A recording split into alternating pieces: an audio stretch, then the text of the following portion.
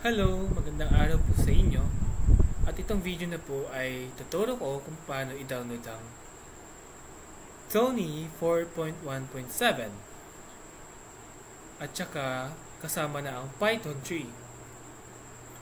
So, sa unang step, pupunta tayo sa Google Chrome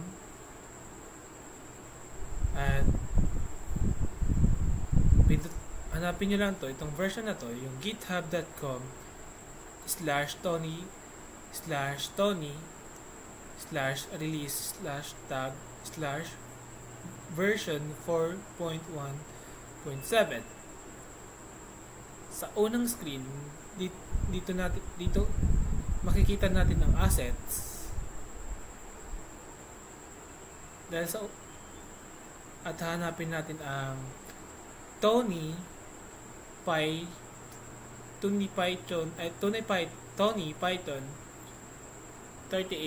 4.17, which is ito. Pipindutin natin yan at kusa na siya magda-download. Pupunta tayo dito sa part na to, titingnan natin yung na-download. I-open natin to at wala. Pupunta tayo sa storage settings and pindutin natin to, right click, open,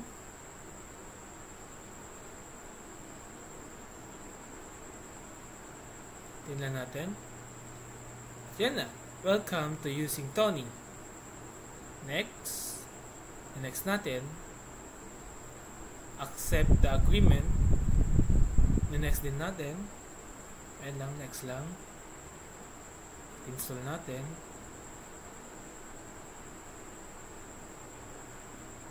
Next natin ulit. Actually, na-download ko na yung Tony, pero i-download na lang natin ulit para malinawagan kayo. Para makita nyo kung paano siya download. Ito natin yung application kasi nagkaano pa siya extra.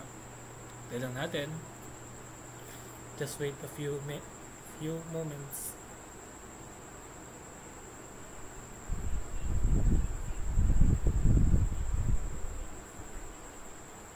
Pwede kaya ito yan. Pwede kaya ganun. Joke lang.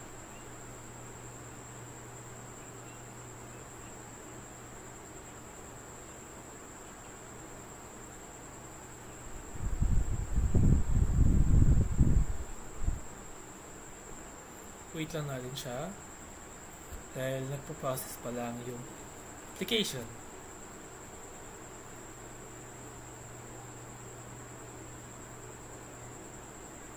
Wait lang natin a bit more at yan lang, wait lang natin.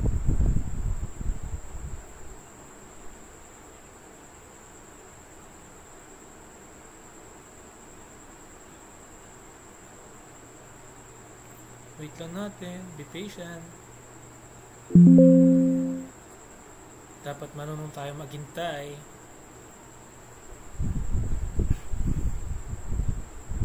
Wait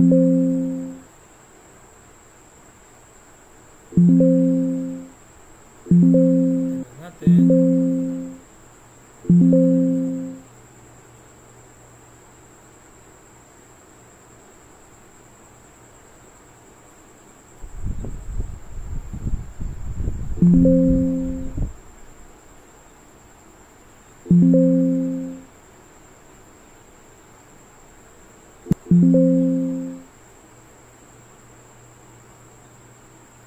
Ito na, tapos na. Finish. Ngayon, papunta tayo sa search. Hanapin natin ang Tony. Ito. I-open na natin siya.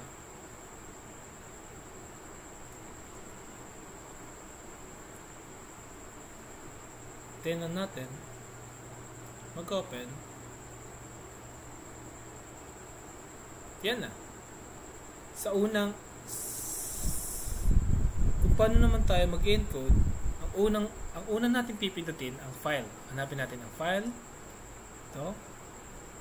At file. at new folder kapag gagawa ka ng bagong folder. Ayan. Nasusunod naman, yung file na to, pindutin natin yung file ulit, tsaka isi-save natin. Save as. Ayan na. Ilalagay nyo lang yung pangalan nyo, which is yung apelyido. For example, apelyido ko, Sia.py. Lalagyan nyo ng .py and save. Ayan na. Then ang susunod naman ng natin gagawin ay magko-code kung paano mag-code ng hello world at saka yung buong pangalan. Una nating code ay print. Dapat walang caps lock sa code para hindi mag-error sa print. At iano natin ang open parenthesis, then comma. Guys, ano ko nga po pala, remind ko lang, pwede i-caps lock dito as long as na nasa loob ng parenthesis or di kaya sa parenthesis at sa comma. Dahil itong comma na to, it represent as a text or ito yung text sa Python. Bale, for example, ganito. Hello. Ayan.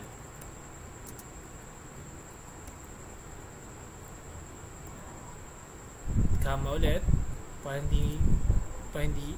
para hindi siya mag-error. Tapos close parenthesis. Then next naman, print ulit. Gagayahin lang natin yung una. Pero pangalan. Ayusin natin. Gagawin natin ang pangalan.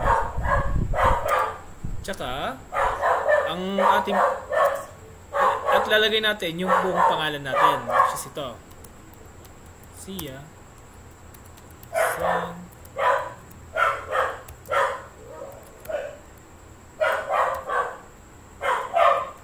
D. Come. Yan ulit. Then susunod, we will gonna run this. Ay, i-run natin siya. Pipindutin natin itong run. At run. At run current script in terminal.